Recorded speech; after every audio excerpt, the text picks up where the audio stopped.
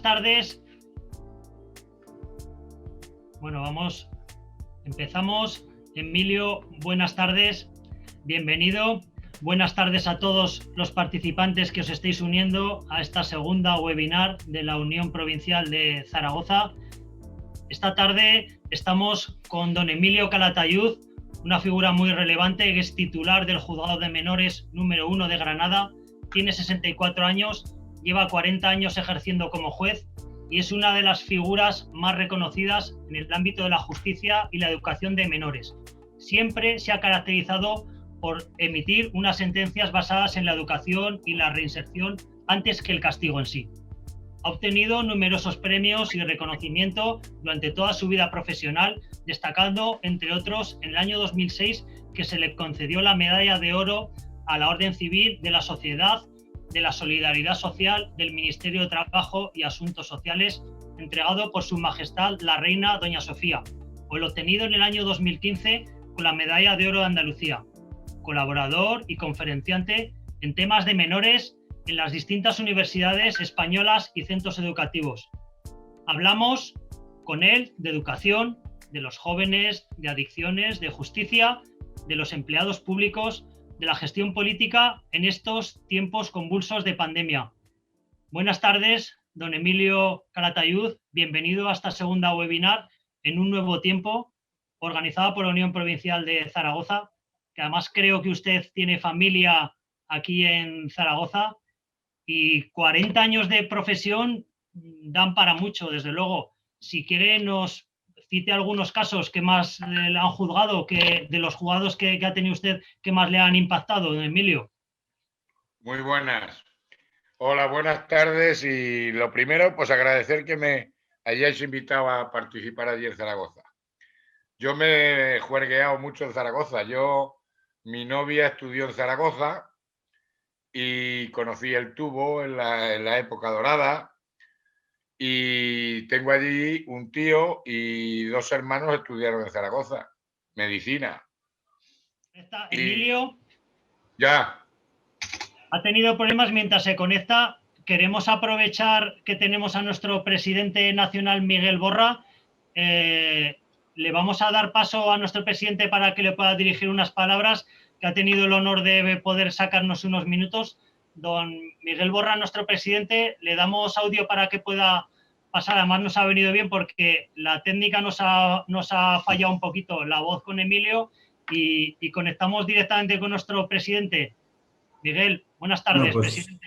Buenas tardes a todos. Solamente saludaros y darle la palabra al juez porque todos estamos aquí para escucharle a él, no a mí. Así que, don Emilio, somos todos suyos. Pues muchas gracias.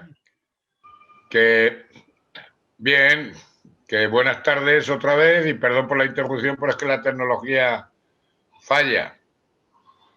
Como digo, yo no soy un juez de vocación.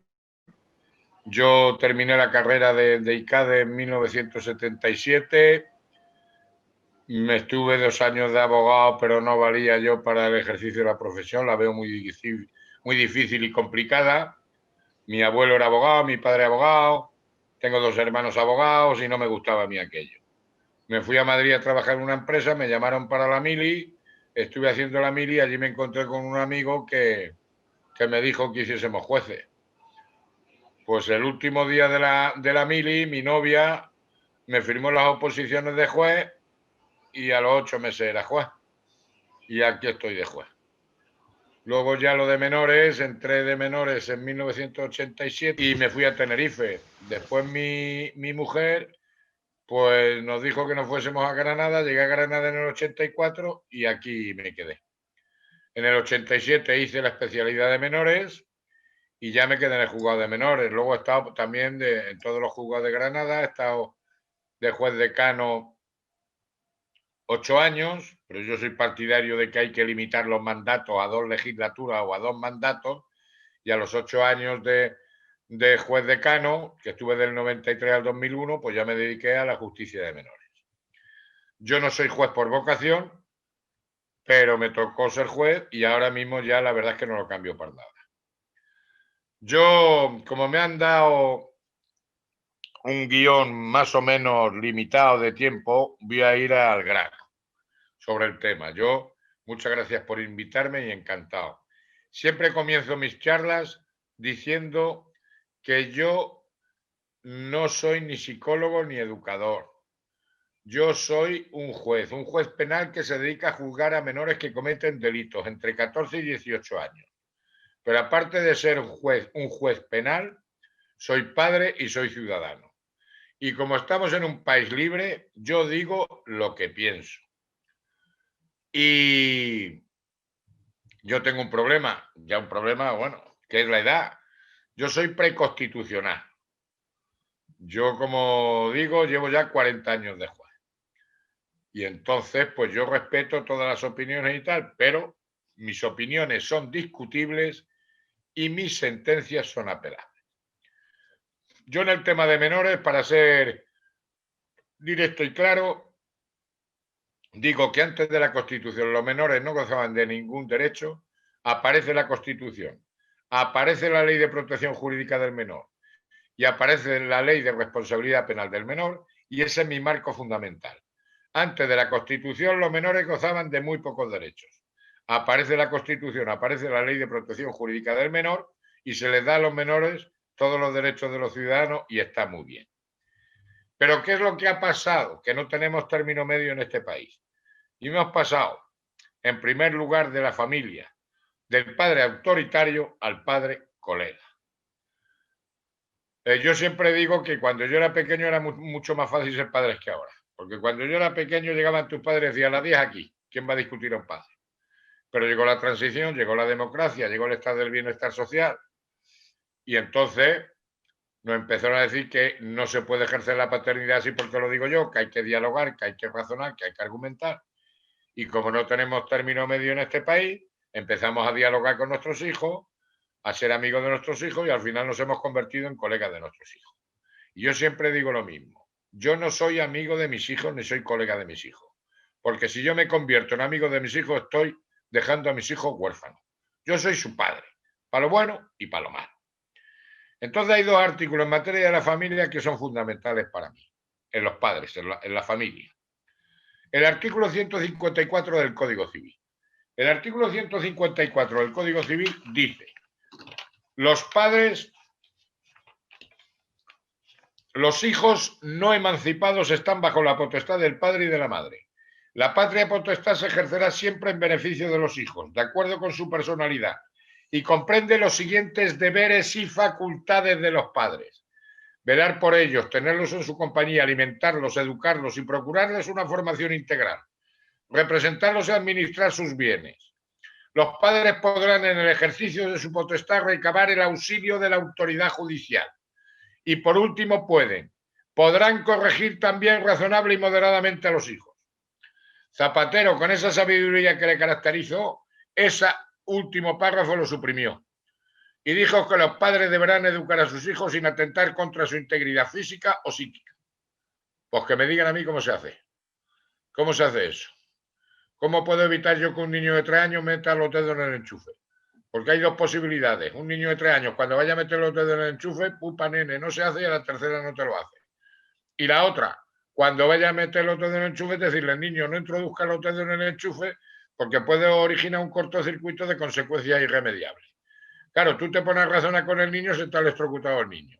Luego, ¿cómo puedes evitar que un niño de 3 años meta los dedos en el enchufe sin causarle un maltrato o un trauma? ¿Qué derecho de corrección tengo yo sobre mi hijo? Y se nos ha quitado. Mariano no hizo nada. Y ahí tenemos un problema. Segundo, artículo fundamental, el artículo 155 del Código Civil, que no se transmite a los menores. Los hijos deben obedecer a sus padres mientras permanezcan bajo su potestad y respetarles siempre, y contribuir equitativamente según sus posibilidades al levantamiento de las cargas de la familia mientras convivan con ella. Luego, lo mismo que se habla a los menores de derechos, hay que hablar de deberes. Y los menores tienen el deber de obedecer a sus padres mientras permanezcan bajo su potestad. Si la potestad se acaba a los 18 años y tú no quieres potestad, porque ya eres mayor de edad, no quieres potestad, ¿tú dónde vives? ¿Tú de qué comes? ¿De qué vives? de tus padres, o eso es lo que hay. Que no quieres potestad, aire.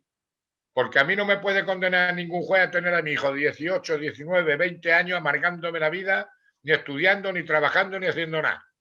Me podrá reclamar una pensión de alimentos, pero no tenerlo bajo mi casa.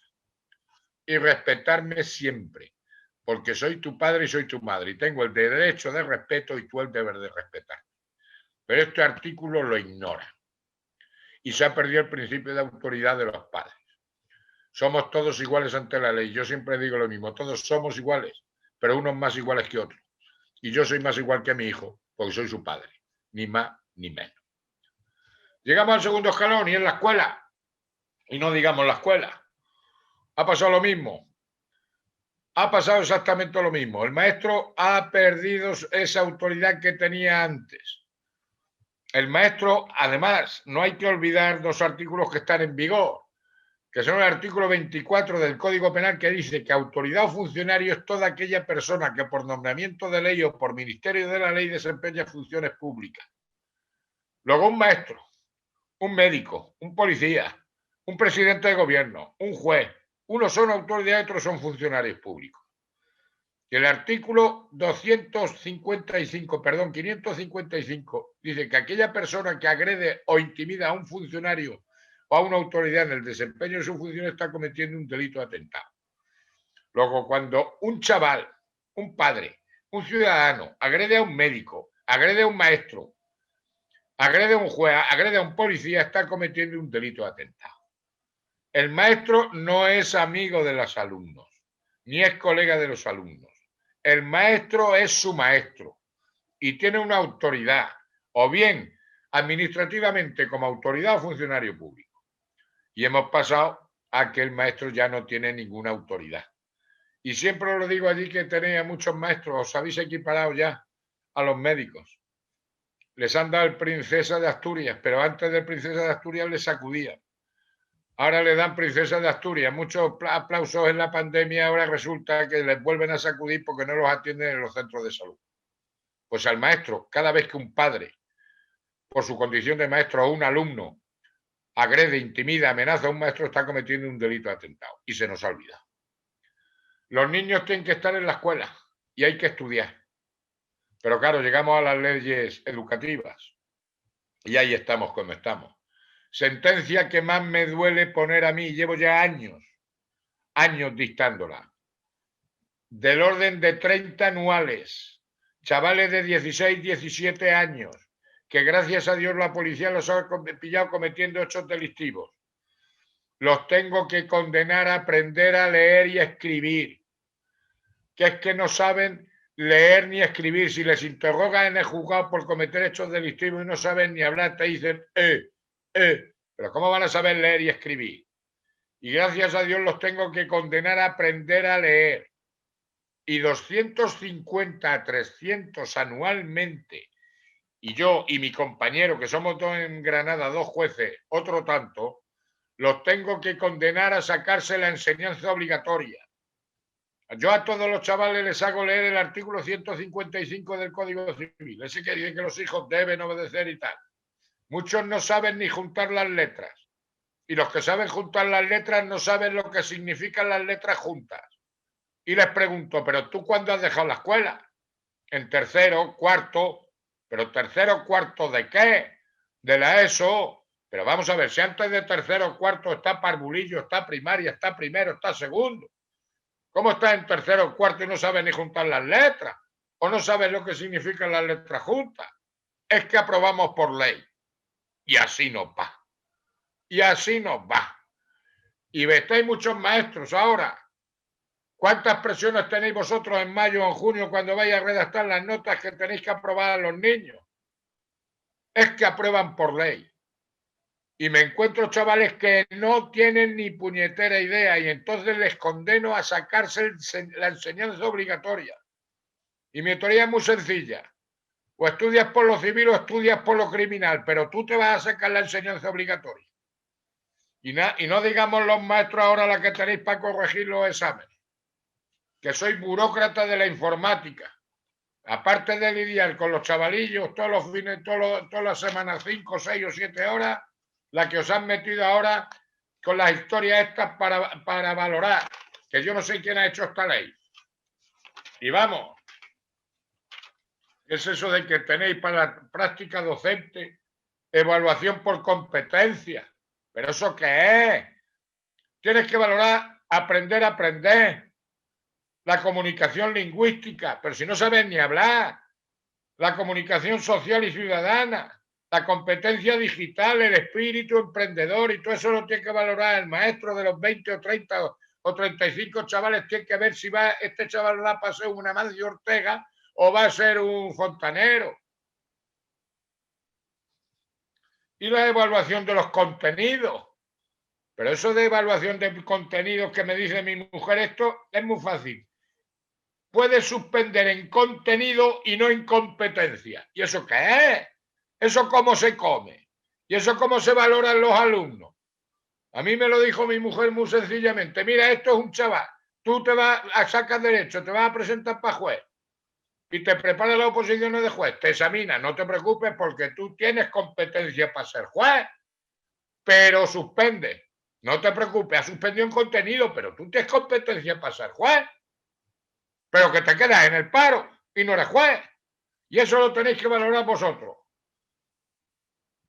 Y esto de las rúbricas, los registros, las rúbricas, las tareas, los portfolios, las pruebas escritas y orales, eso viene al final. Las UDIs, con las unidades didácticas, los estándares de aprendizaje. Si estáis todo el día enganchados al ordenador, si lo que menos interesa a los maestros ahora mismo es el alumno, es la burocracia que se están creando las inspectoras educativas, las inspecciones educativas y los centros escolares, que lo que interesa es el alumno, y aprueban por ley. Y encima ahora la ley CELA pues va a poder permitir que pasen a curso con suspenso. Yo lo digo en todas las charlas. Ojalá todos los médicos que vayan a probar, que vayan a operar a los quirúrgicos, a los parlamentarios, hayan suspendido las 2 quirúrgicas. A ver cómo se queda. No se potencia el trabajo ni el esfuerzo. Un suspenso no pasa nada y 2 suspensos no pasa nada. Hay que estudiar. Y no hace falta tanta motivación para estudiar. Y tanta historia y tanta burocracia. A estudiar. Mi teoría, o estudias por lo civil o estudias por lo criminal, pero tú te vas a sacar la enseñanza obligatoria. Y llegamos a los temas de la sociedad. Drogas. A mí no me hacen falta estudios de la Universidad Complutense de Madrid o de la Autónoma de Barcelona o de la de Massachusetts, que nos encontramos chavales con 12, 13 años que empiezan a consumir alcohol. Eso lo sé yo hace 15 años. Chavales de 12, 13 años que empiezan a consumir alcohol. Nosotros en Granada hemos tenido el mayor botellón de España. Todos los fines de semana teníamos 30, 40.000 borrachos en la vía pública. Nos costó 15 años quitar el botellón. Y gracias a un amigo mío, el hermano mayor, hizo un programa de la esta y sacó ya en directo los problemas del botellón en Granada. Tras 15 años se consiguió quitar el botellón. Y al día siguiente salió el sol. Ahora mismo tenemos que luchar contra los microbotellones, pero se suprimió ese botellón. Chavales de 12, 13 años mamados todos los fines de semana. Segundo problema, las drogas normales. La marihuana, y lo vengo diciendo en Granada, aunque me hayan dado un premio de turismo en Granada. Granada es la capital de la marihuana. La mejor marihuana de toda España la tiene Granada. Y eso me lo dijo un chivato de mi policía. Don Emilio, es que ustedes tenéis la mejor marihuana de España. Digo, ¿y eso? Dice, por el agua, que es muy buena el agua de Granada. Ya le he dicho yo al alcalde que le eche más cloro ya a las depuradoras para no tener tanta buena agua. Da gusto pasear por Granada. Y yo vivo en el Albaicín y en la zona de alrededor, y cuando sales a la calle te coge un colocón que no veas.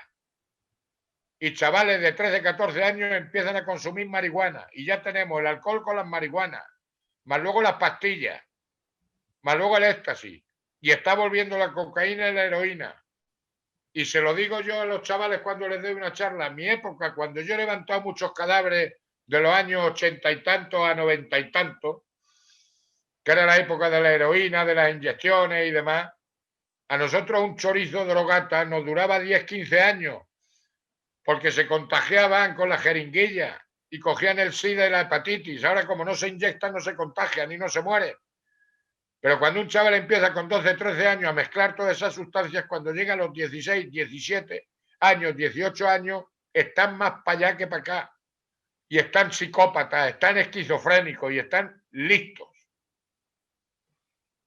Una droga que nos está haciendo muchísimo daño, y yo lo vengo diciendo ahora que salió el ministro nuevo de consumo diciendo que había que suprimir las estas de juego. Yo llevo colaborando muchísimos años con las asociaciones de ludópatas. Tenemos mucho menor ludópata.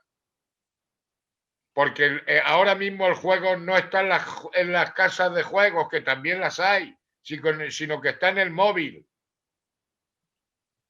Mucho menor ludópata. Yo he tenido gente que ha atracado farmacias para jugar a la ruleta por el móvil. Y luego tenemos las nuevas tecnologías. Y llevo años, y esta charla está grabada hace mucho tiempo. El móvil. Cuando hablo del móvil, hablo del ordenador y las redes sociales. El móvil es una droga. Yo soy fumador y cuando me levanto lo primero que hago es encender un cigarro. Pues aquella persona que lo primero que haga nada más levantarse ver si tiene un WhatsApp tiene un problema. Y a lo mejor hay algún compañero nuestro de esta intervención que ahora mismo está controlando al mismo tiempo un WhatsApp. Ese tiene un problema. Y aquel chaval que esté jugando más de 2 horas enganchado al móvil tiene un problema. Es una droga. A mí nunca se me ha ocurrido darle a un hijo mío con 2 años un cigarro. Y estoy hasta en las narices de ver a padres que se están tomando una cerveza y para que el niño de 1 año, 2 años no le dé la lata, le sacuden el tablet y le sacuden el móvil para jugar. Segundo problema que nos están causando los móviles y las redes sociales en definitiva. Es un instrumento muy peligroso para cometer hechos delictivos. Acosos contra el honor, contra la intimidad, el bullying, de contenido sexual. Se está disparando entre los jóvenes. Y tercer problema, es un instrumento muy peligroso para ser víctima de hechos delictivos. Nadie está libre. Y luego comentaremos casos que he tenido yo personalmente. Y la ley penal del menor, muy buena. Nosotros condenamos a chavales que cometen delitos y juzgamos a menores que cometen delitos entre los 14 y los 18 años. Pero en tema de colegio, por ejemplo, hay muchísimos acosos que se producen a los 8 o 9 años. Pero no nos llega porque nosotros intervenimos cuando tienen 14 años, el agresor. Y ahí los colegios tapan mucho. Y los padres tapan mucho. Y los colegios que si se activa el protocolo, se activa el protocolo como el protocolo que hemos activado con el coronavirus. Protocolo como el comité de expertos. Y resulta que se producen muchísimos daños. Y nosotros imponemos a los menores medidas con arreglo al delito que han cometido, pero la ventaja de la ley de menores es que los padres son los responsables de los delitos que cometen sus hijos. Lo mismo que son responsables los centros escolares y son responsables los maestros. Entonces, como hay que indemnizar a la víctima, pues sentamos en el banquillo a los menores, a los padres de los menores, y si ese delito se ha cometido dentro del ámbito escolar o como consecuencia del ámbito escolar, sentamos en el banquillo a los centros escolares. Luego, en materia de escuela estamos todos. En cuanto al COVID, mira, yo tengo en Zaragoza un hermano médico y una cuñada enfermera. Tengo otro médico en Albacete. Tengo una hermana enfermera en Ciudad Real.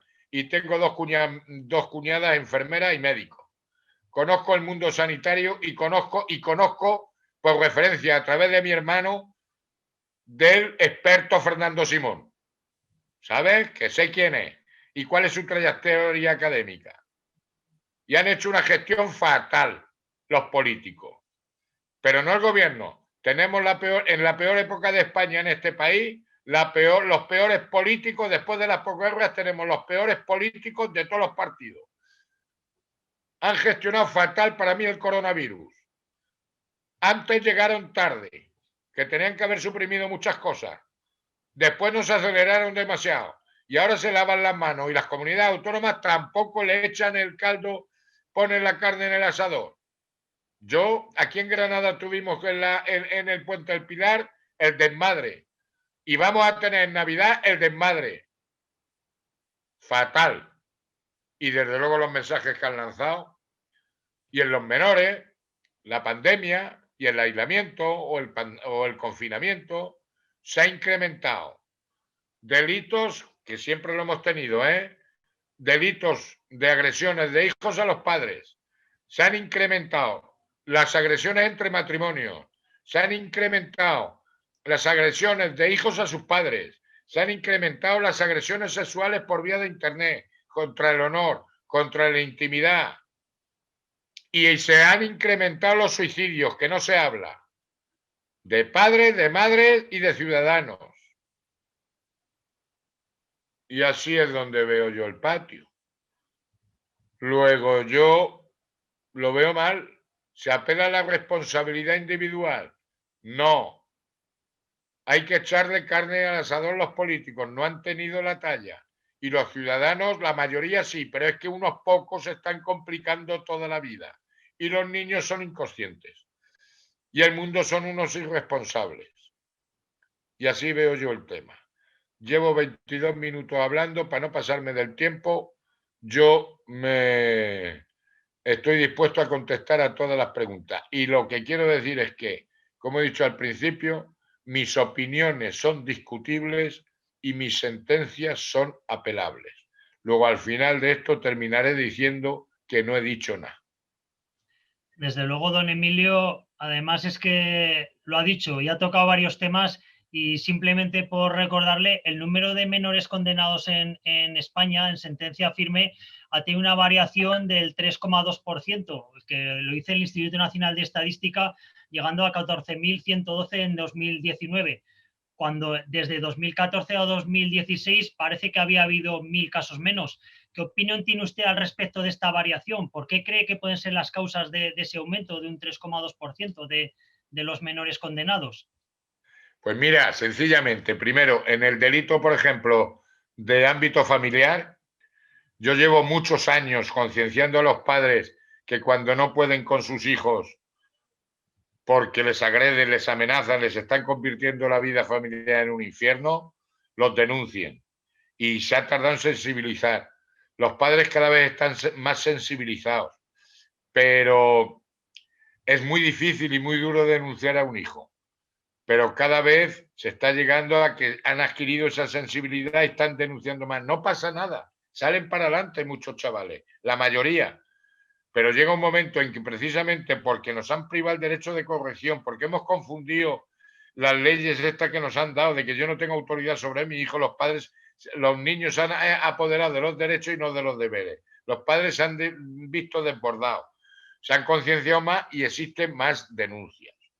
Por otro lado, se han incrementado todos los delitos de agresiones y de abusos a través de las redes informáticas, de los móviles y de historia. Se han incrementado, por ejemplo, a raíz del tema de la manada, se han incrementado mucho las agresiones sexuales, se han incrementado muchísimo los delitos contra la intimidad, de esto de vídeos, de historia y demás.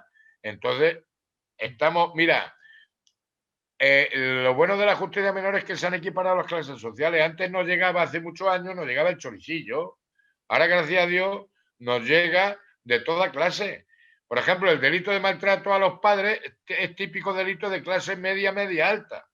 No digamos, si a eso le añadimos separaciones conflictivas entre los padres, historias de esas se incrementan. Y entre la juventud con las redes sociales, acosos, exhibicionismo, agresiones sexuales, abusos sexuales, grabación de imágenes contra la intimidad, se ha disparado. Y en este confinamiento, yo he tenido que encerrar durante este confinamiento 3 chavales que me han reconocido, y no lo sabían los padres, me han reconocido que estaban enganchados a las redes sociales 18 horas al día. Entre las clases online, entre las relaciones sociales y los juegos, 18 horas enganchados al día. Drogadictos. Desde luego. También, don Emilio, el curso pasado los jóvenes dejaron de ir a la clase en marzo.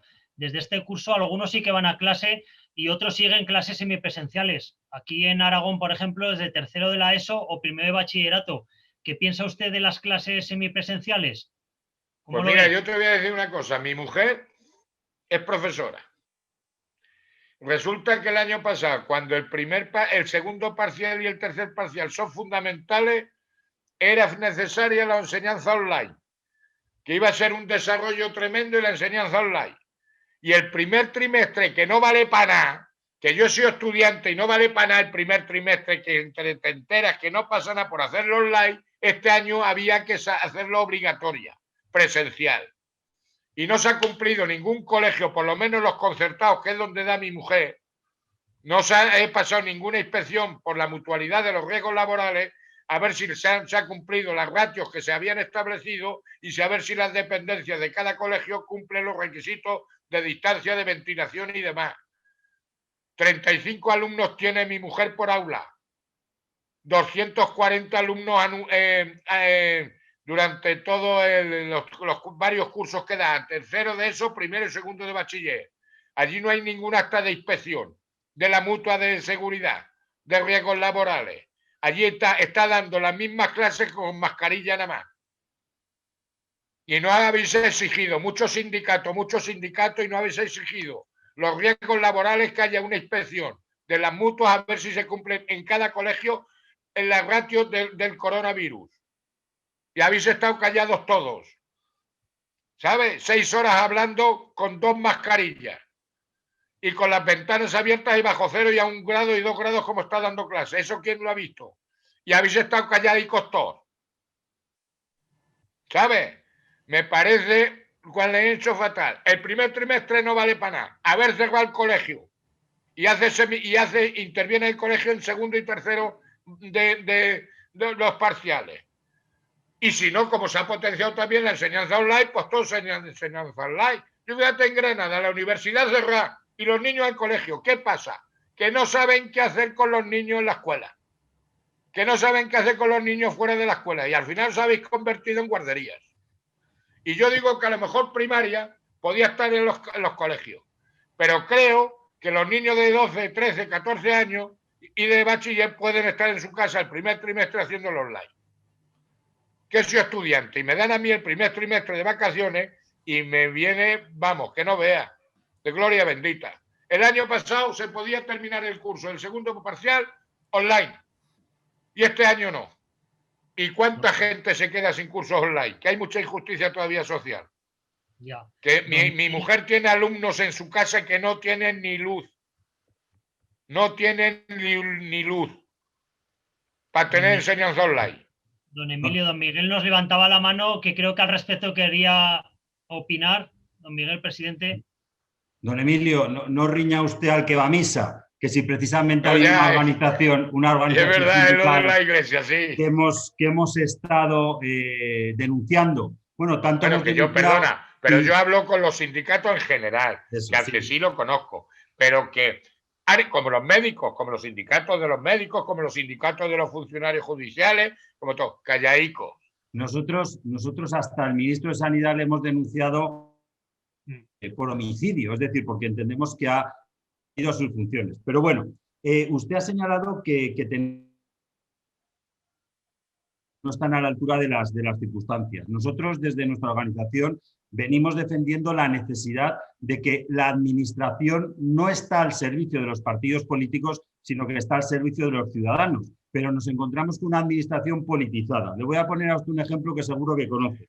Lo mismo que la justicia, ¿eh? Lo mismo que la justicia, estamos de acuerdo. El 25 de noviembre, en el Boletín Oficial del Estado, se creaban 21 direcciones generales a las que se les quitaba la exigencia de que fuera funcionario el que ocupara la dirección general, pues para poder poner a quien ellos quisieran. Y le voy a leer a usted y a todos algunos de los nombres de esas direcciones generales.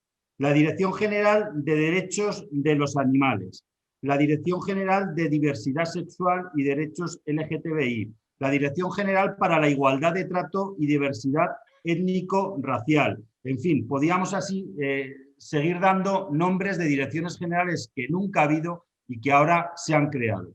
¿Le parece a usted que a veces esa falta de empatía o de respeto que nos tienen los ciudadanos a los servidores públicos viene porque nos equiparan a veces con los políticos o con los enchufados de los políticos? Que no olvidemos que no han pasado ningún proceso selectivo, no han pasado ninguna oposición y que en la inmensa mayoría de los casos están cobrando más de lo que puede cobrar un médico, un juez o un catedrático de universidad. Son unos inmorales.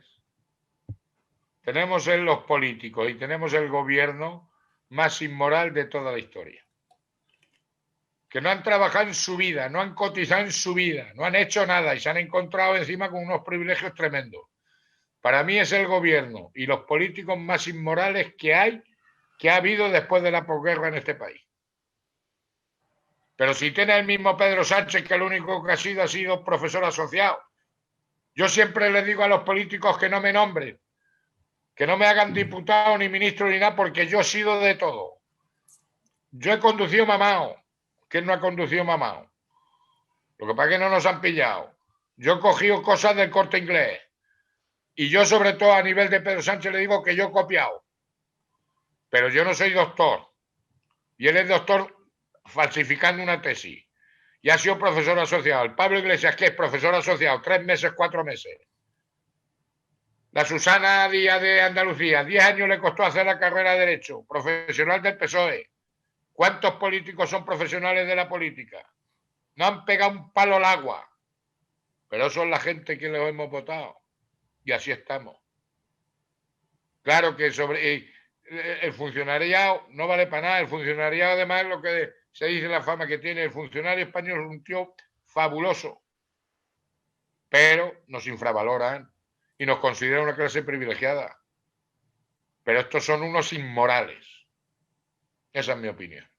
Fíjese, y ya no, vamos, con esto ya acabo, fíjese usted los déficits que tenemos, que si tuviéramos los mismos ratios de médicos que tiene Alemania, Alemania tiene 1.000 médicos más por cada 1.000.000 de habitantes de los que tiene España. En España tenemos 3 camas de hospital por cada 1.000 habitantes, mientras que la media de la Unión Europea es 5 y Alemania tiene 8. En España tenemos 12 jueces por cada 100.000 habitantes, mientras que la media de la Unión Europea es 21. Entonces, claro, ahí es donde nosotros vemos que ahora que ha venido una crisis, pues nuestros docentes se han tenido que multiplicar, han tenido que echar el resto trabajando desde sus casas, los trabajadores de la sanidad, no le digo a usted nada, y bueno, las previsiones del propio Ministerio de Justicia, que las hizo públicas el 13 de mayo, de cómo se prevén las jurisdicciones en los incrementos de casos en el 2021, pues nos hace temblar a todos. No, pues temblar, porque va a haber, yo lo he dicho hace tiempo, crisis judicial va a haber, como crisis sanitaria. Pero mira, aquí hay un fallo que yo lo vengo diciendo. Hay 4 o 5 cosas que nunca se tuvieron que haber transmitido pasado a las autonomías. Educación, justicia, sanidad, seguridad, debería de ser de Madrid. Pero estamos pagando las consecuencias de la transición, del chantaje que nos sometieron los partidos, los catalanes y los vascos.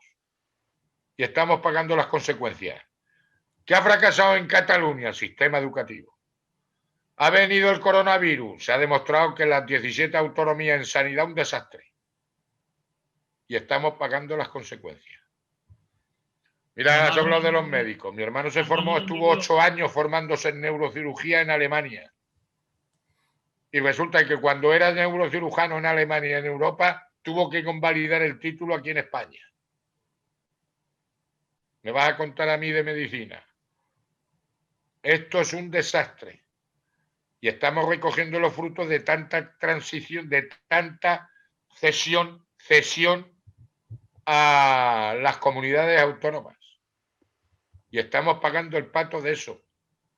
Yo siempre lo he dicho, esas 4 o 5 competencias nunca se tuvieron que haber transferido a las comunidades autónomas. Y ahí la culpa la ha tenido el PSOE, que han tenido mayoría absoluta y no han cambiado la ley electoral, que yo lo que quiero es que mi voto valga lo mismo, el voto de un andaluz o de un mañisco valga lo mismo que el de un vasco o un catalán.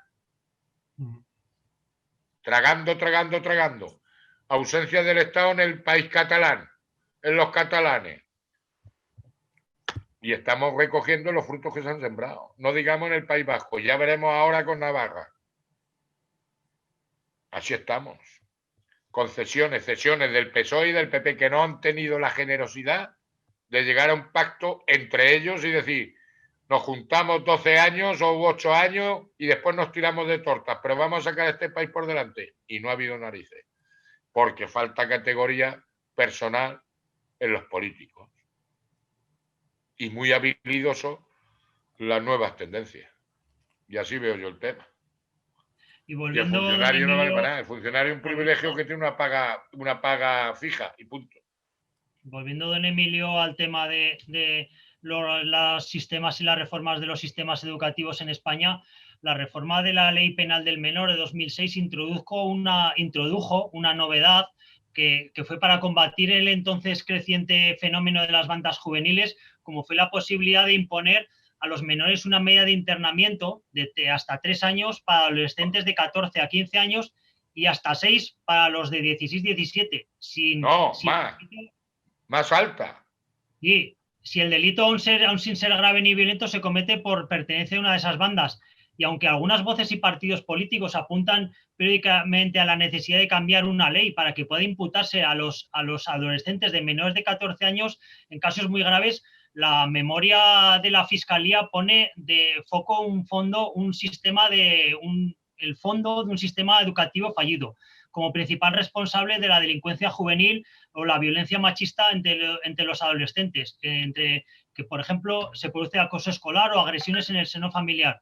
Además, es que la reforma de las leyes educativas en nuestro país ha habido 9 desde la era de la democracia en España, observando que existe una relación muy estrecha entre estas reformas y los cambios políticos, económicos y sociales. Y tras esta reforma de las leyes educativas, la última modificación de la ley CELA, que además incluye una disposición que permite apartar a los docentes de sus funciones, que nosotros a nivel nacional lo hemos manifestado, por falta de rendimiento, poniendo en el foco otra vez al problema de los empleados públicos. ¿No cree usted que con todo esto no cabe tomarse a la ligera por parte de nuestros gobernantes tanto cambio en la educación? Hombre, yo siempre digo que la educación es la base de nuestro futuro. Y el problema no es de ahora, que viene de ahora, por supuesto, se ha agravado. Es que tenía que haber una ley educativa, pero desde el principio de la democracia. No puede ser que cada gobierno saque su ley educativa. Es una vergüenza y yo lo compruebo. Si nada más que hay que mirar las Cortes. Los diputados y los senadores, cuanto más jóvenes, más mal educados y más analfabetos. Yo soy del bachiller. Mis hijos de la básica, o no sé qué. Ahora de la EGB y ahora los de la ESO. Cada vez vamos a más analfabetos y a más maleducados. Y eso son las leyes educativas. Y se ha empezado por lo que he dicho. Pérdida de autoridad de los padres, pérdida de autoridad del maestro, no fomentar el esfuerzo y el trabajo, aprobar por ley. Y así vamos a llegar, y así vamos. La importancia de la autoridad. Todos somos iguales, que no somos iguales. Y si somos iguales, somos unos más iguales que otros. El presidente de gobierno es el presidente de gobierno. El padre es el padre. El médico es el médico. El maestro es el maestro. Y el esfuerzo y el trabajo. Y cada vez tenemos más analfabetos. Claro, claro, así estamos. Eso ha sido uno de los primeros fallos. Y además que nunca se tuvo que haber transferido educación a las comunidades autónomas. Ni educación, ni sanidad, ni justicia, ni seguridad. Pero estamos pagando las consecuencias. Y vamos a peor, ¿eh? Ya verás tú dentro de unos años que te va a operar a ti un médico que ha suspendido. La cara que se te va a poner. Si no saben Claro. ni hablar ya los chavales. Desde luego, don Emilio, y con la crisis... Perdona, y la ley del menor está mal comentada.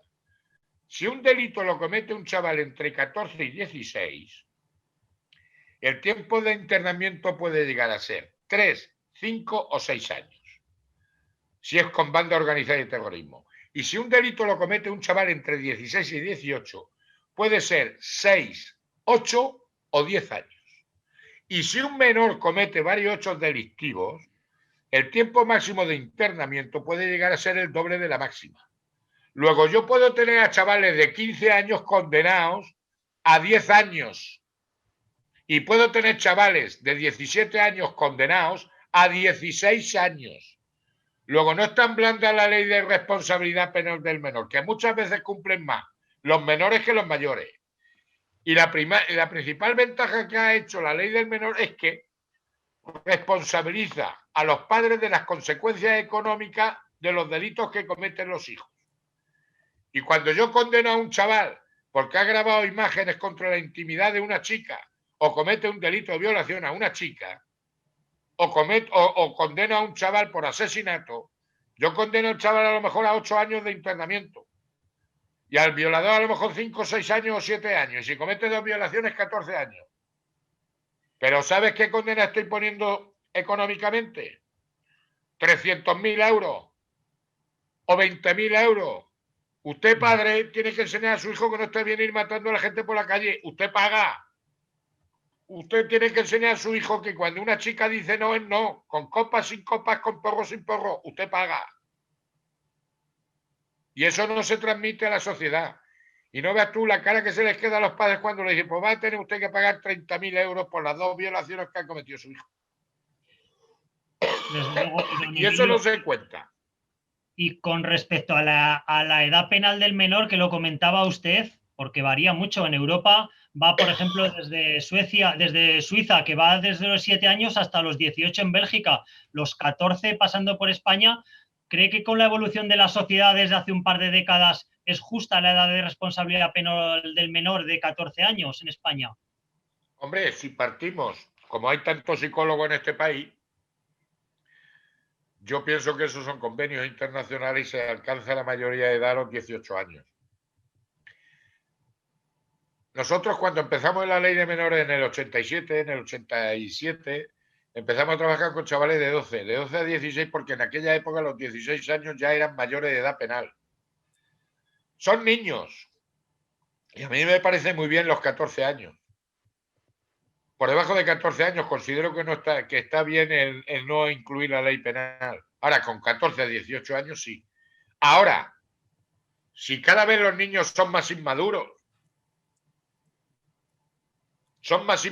y ahora ves tú un chaval de 18 años y es un niñato. Pues un chaval de 14 años, lo que pasa es que los menores, los chavales de 14, 15 años, viven como jóvenes y son niños. Y los adolescentes de 17, 18 años son niños también, no son jóvenes. Lo que pasa es que les estamos permitiendo vivir como mayores, les estamos privando de su niñez y de su adolescencia. Y eso es lo que pasa. Ahora, ¿tú creas un chaval de 12, 13 años maduro? Dependiendo de la educación. Depende de la educación.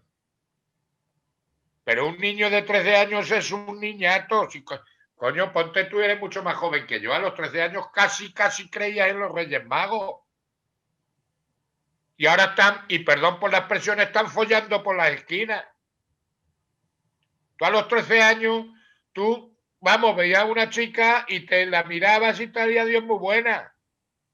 Y tú te jugabas con tus amigos y con tus historias. Y perdón por la expresión, pero ahora están follando. Y encima con conocimiento de sus padres. Estamos convirtiendo la niñez en adolescentes y no son adolescentes. Y la adolescente en jóvenes. Y estamos acelerándole la edad. Ahora, realmente un niño de 12 o 13 años yo lo considero un niño. Además te digo una cosa. Yo llevo, sin exagerar, llevo condenados en el orden de 35, 36 asesinatos. Llevaré juzgados 170, 180 violaciones. Y llevaré juzgados 25.000, 30.000 chavales. Cuando tú metes a un chaval de 15, 16 años que se cree que es muy duro y tú lo metes en un centro de internamiento cerrado y le metes 6 o 7 años, las 3, 4 primeras semanas, cuando tú llegas a las 10 de la noche y cierras las celdas y se apagan las luces, allí no se oyen voces de asesinos, ni de ladrones, ni de nada. Allí lo que se escucha son llantos de niños, porque son niños.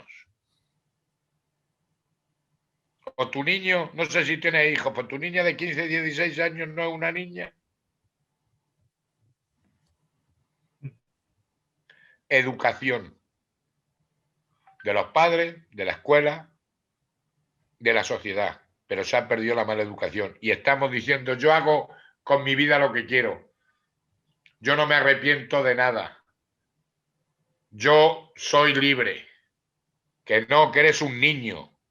Por eso los hago leer el artículo 155, obedecer y respetar.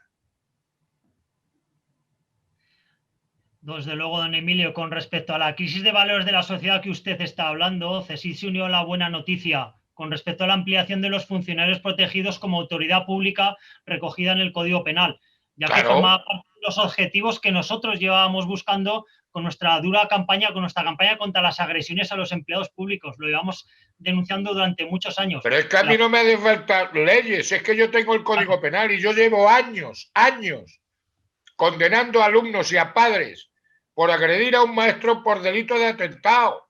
¡Años! No me hace falta a mí leyes de reconocimiento de funcionarios de la autoridad si me lo dice el Código Penal. Y llevo años condenando a chavales y a padres por agredir a un maestro. Como autor de un delito de atentado.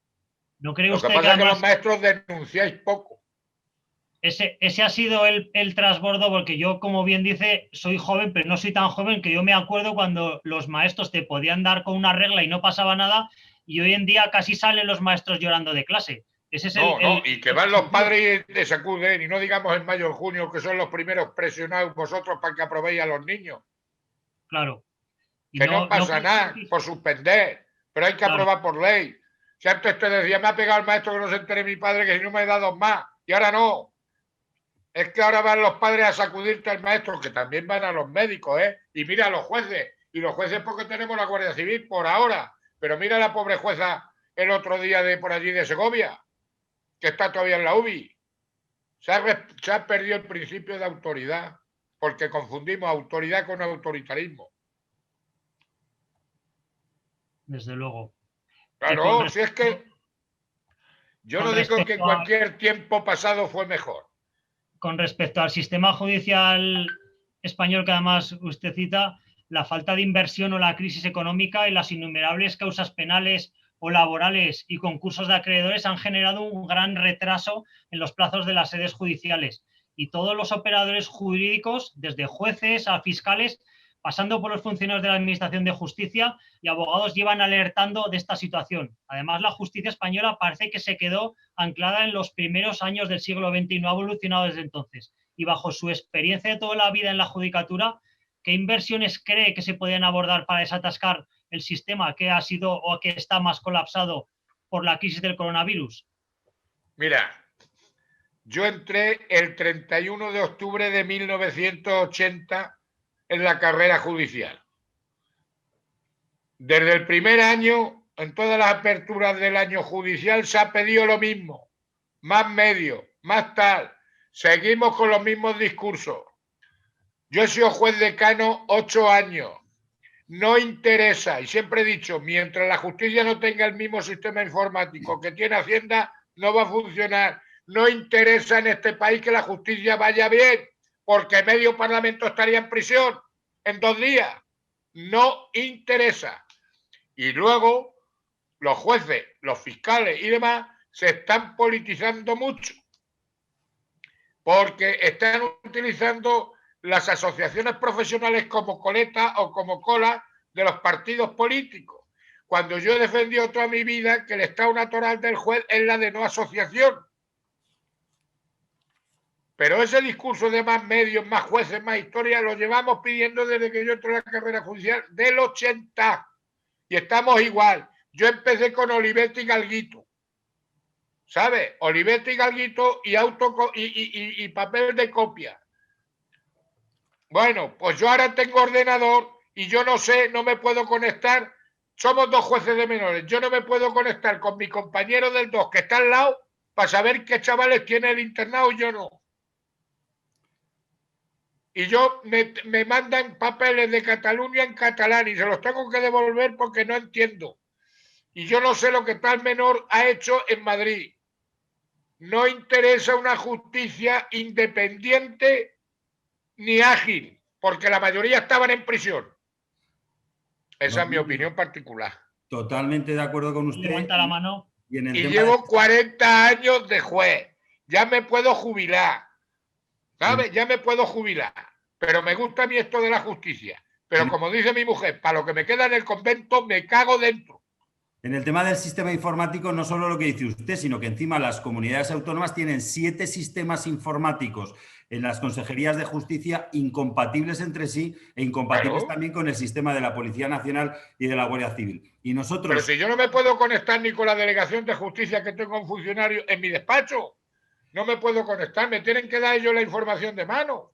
Nosotros en esta última negociación de los presupuestos que hemos protestado por la exigua subida que hemos tenido todos los empleados públicos del 0,9%, le hemos presentado a la ministra los siguientes datos. Un juez, un catedrático o un profesor de instituto, es decir, un grupo A1, ha perdido tanto poder adquisitivo que es el equivalente de que en la última década ha trabajado gratis 18 meses. Un maestro ha perdido, un enfermero, tanto poder adquisitivo que es el equivalente a que ha trabajado en la última década 15 meses sin cobrar. Estamos hablando que en los sueldos que nos estamos moviendo, un profesor de instituto o un médico ha perdido más de 53.000 euros y un maestro o un enfermero ha perdido más de 40.000 euros, a lo que tenemos que añadir todo lo que usted está diciendo de la politización de la administración. Y aunque indudablemente tenemos lo que tenemos, pero yo que sí que considero importante que los ciudadanos tienen que saber que los empleados públicos, esos jueces, esos médicos, esos maestros o esos policías, estamos a su servicio. Los empleados públicos en esta crisis yo creo que hemos sacado adelante muchísimos de los problemas que hemos tenido y que desde luego nosotros no somos asesores, no somos directores generales y que hemos cometido el error, entre comillas, de querer ser funcionarios. Yo te digo una cosa, yo se lo digo a los jueces jóvenes. El Poder Judicial somos nosotros cuando estamos en el juzgado. No es el Consejo General del Poder Judicial. Soy yo cuando estoy en mi juzgado. Y yo soy independiente. Yo soy el Poder Judicial, no el Consejo del Poder Judicial. Y no somos ejecutivos del Consejo del Poder Judicial Corporation. Pero... Miguel, gracias. Lo estás catalogando muy bien. Don Emilio es muy expresivo, ya lo estamos viendo, pero es que está claro que la crisis de valores que tenemos encima de la mesa de la sociedad nos está llevando a todo esto. El tema es que además es muy claro porque nosotros todos nos acordamos de ese cambio que ha habido con el sistema educativo, de la que pasa de los profesores cuando antes se llevaba una rectitud y no había ningún tipo de problema en clase, ahora que ha habido que darle la condición de agente de la autoridad, o en los sanitarios, en el ámbito sanitario, como los jueces o como los policías. Es un tema, desde luego, que es sangrante y es grave. Lo que los políticos, yo creo, ¿no? Nosotros creemos que se tienen que concienciar que los servicios públicos, la educación, la sanidad, la justicia, la seguridad, los servicios sociosanitarios, estamos en la base de la sociedad y desde luego se nos está maltratando por parte de los políticos que no apuestan y desde luego que no invierten lo que tienen que invertir. Hemos tenido que escuchar en estas últimas semanas que el problema de los presupuestos es la subida de los empleados públicos, que son 1.500 millones de euros, cuando se han gastado no 1.500 millones de euros, sino decenas de miles de millones de euros en cualquier otra cosa que no en subir el sueldo a esos médicos, a esos enfermeros, a esos maestros o a esos jueces. Claro, luego nos quejamos de que los profesionales se van fuera de España. Claro. Así estamos. Don Emilio, otro tema que me gustaría hablar con usted es el paro juvenil, porque es que en España ha crecido en octubre hasta el 43,9% y encabezamos el ranking en los países desarrollados. Fuentes del sector empresarial y multinacionales de recursos humanos coinciden que el gran fallo del sistema está en la falta de la correlación entre formación y empresa.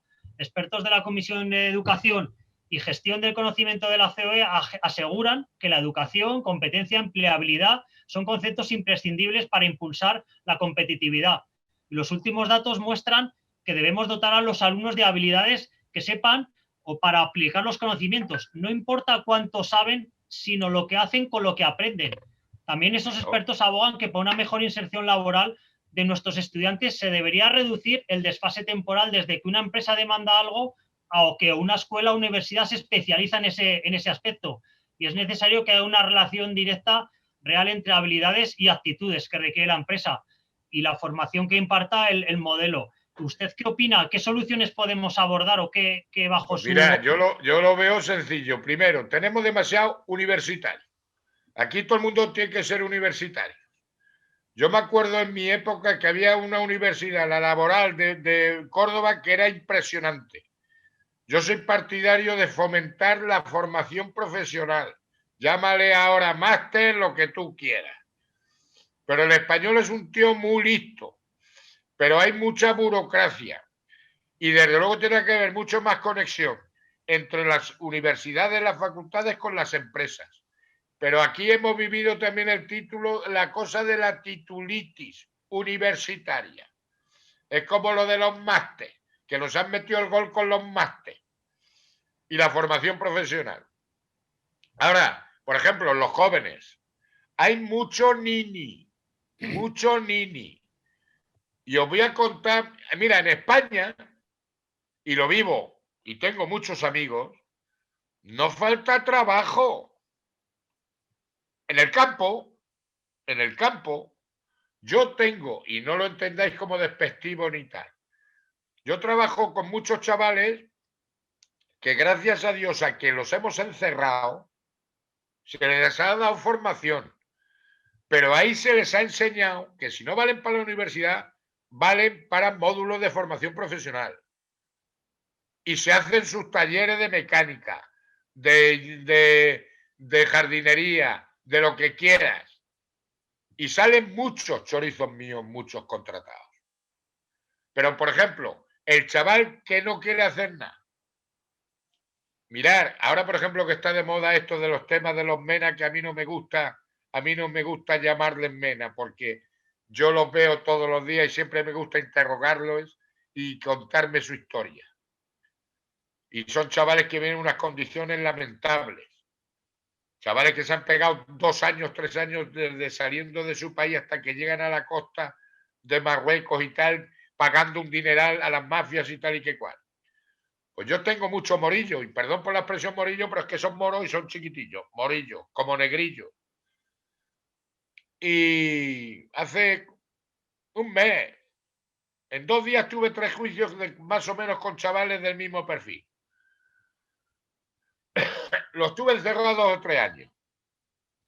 Los tíos vienen enganchados al pegamento, llegan enganchados a las drogas. Como digo yo, a esos chavales no hay que reinsertarlos, a esos chavales hay que insertarlos. Pero muchas veces para insertarlos hay que privarles de libertad. Y los sometemos a tratamiento y tal, total que se inserta. Bueno, y este ya tenía 18 años y hacía unos meses que lo había sacado y tenía un juicio pendiente.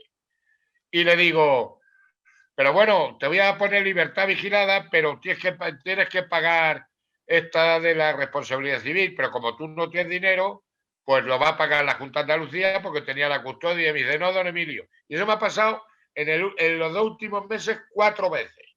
Me dice, no, don Emilio. Digo, eso no, eso lo voy a pagar yo.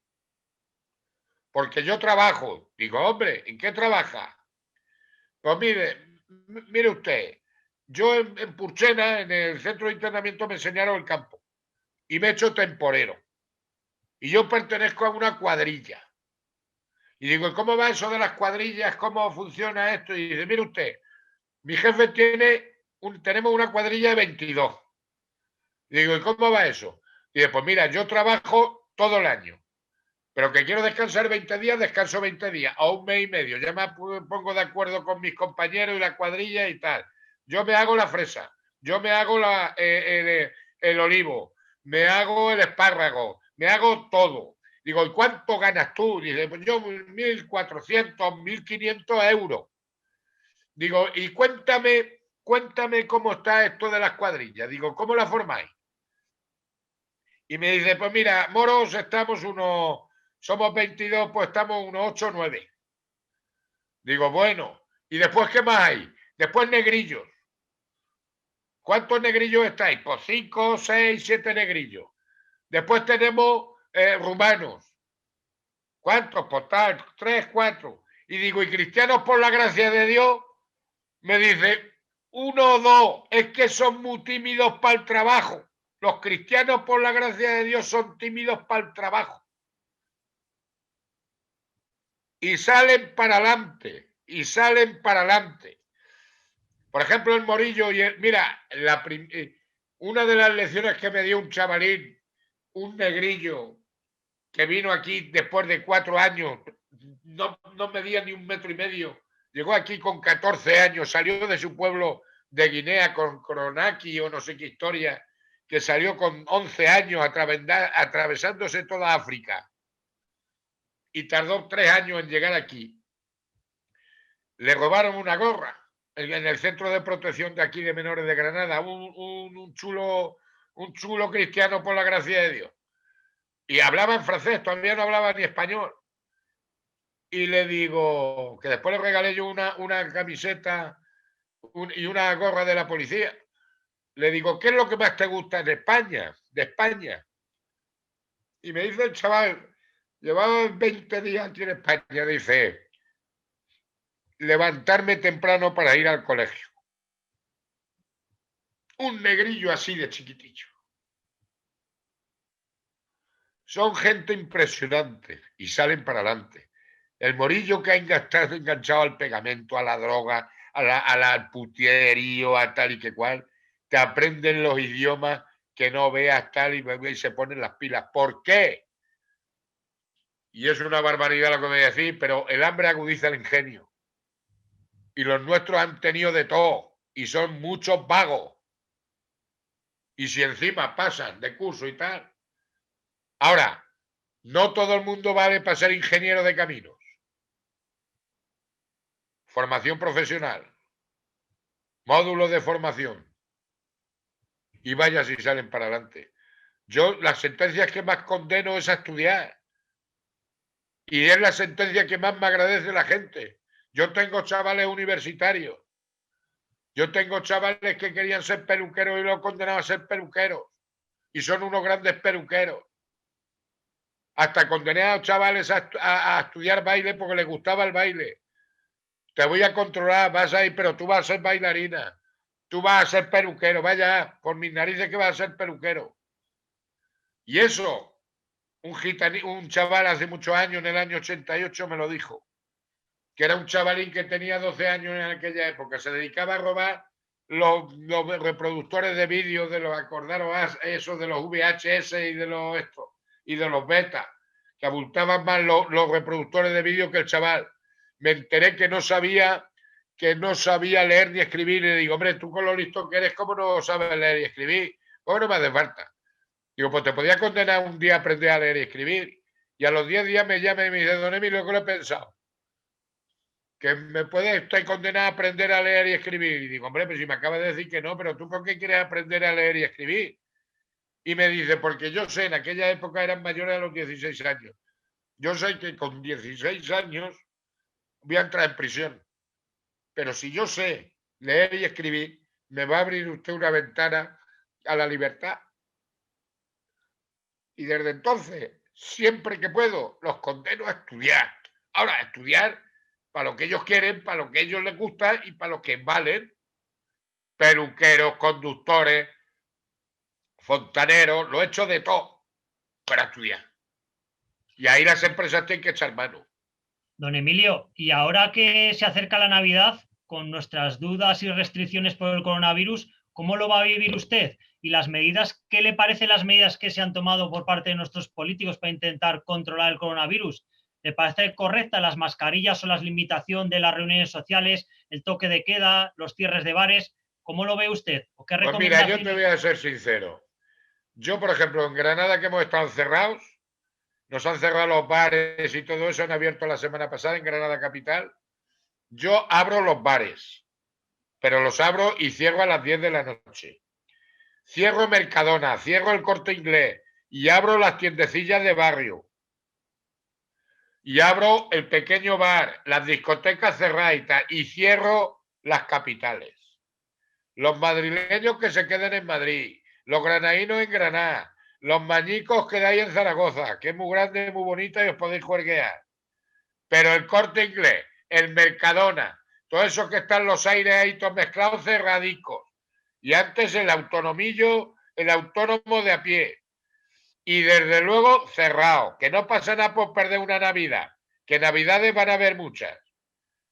Y yo, mira, tengo una nieta de 2 años, hace 1 año que no le doy un beso, no pasa nada. Y a mis hijos los veo por WhatsApp. Y punto. Que ahora nos queremos abrazar todos y besarnos mucho. ¿Cuántas veces nos hemos peleado en las comidas de Nochebuena y de Navidad? Que te juntas que no puedes ver al cuñado, no puedes ver al hermano este o al otro y tal, y ahora resulta que tenemos unas ganas de abrazar a todo el mundo. Que no, hombre, que no, cada uno en su casa y Dios en la de todo. Y el año que viene ya vendrá otra Navidad, que no pasa nada. Además hay otra cosa.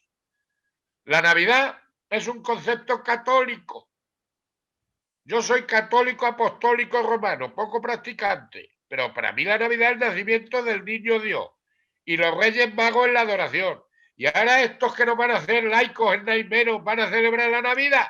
Si no cree nadie en la Navidad ya, ¿qué van a celebrar el nacimiento del niño Dios y la adoración de los Reyes Magos? El otro día fue San Nicolás, ni Papá Noel ni nada, San Nicolás el día 6. Y ahora celebran Papá Noel, la de esta, pero si no creen en Dios ni creen en nada, ahora quieren celebrar la Navidad. Vamos a ser correctos. Yo la Navidad la salvo en mi casa con mi mujer, rezando y cenando tranquilamente. Si no puedo ver a mis hijos, no pasa nada. Prefiero no verlo este año y verlo el año que viene. Que no pasa nada, que no se acaba el mundo. No se terminó, no cerraron la Semana Santa aquí en Andalucía y no pasó nada. Nos abrieron el Pilar y mira la que salió. Que no pasa nada. Yo cerraba las capitales, confinamiento. Los bares pequeños, las discotecas cerradas, el cachondeo cerrado de nocturno. Ahora el pequeño bar, la tienda de barrio de tal, a las 9, las 10, las 9 de la noche, a las 10, 11. Confinamiento y adiós muy buena. Pero el Mercadona, el Corte Inglés, el Lidl y todas esas cosas cerradas por los aires acondicionados. Y para ir finalizando ya, don Emilio, usted tiene una nieta. ¿Va a ser un abuelo estricto o le va a consentir caprichos? ¿Cómo lo ve usted? Hombre, es que yo siempre digo que los abuelos tenemos que maleducar a los nietos, que los eduquen sus padres. Claro, es normal. Claro. Está claro.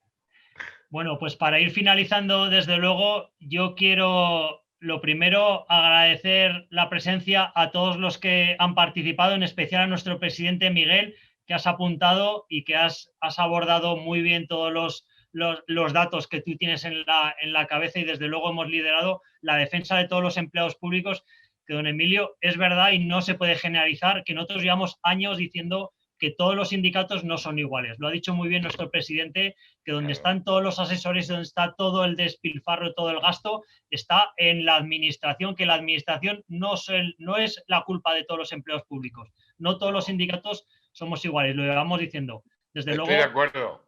Y agradecer la presencia de todos los participantes que han sido hoy, que han sido muchos, a esta segunda webinar de la Unión Provincial de Zaragoza.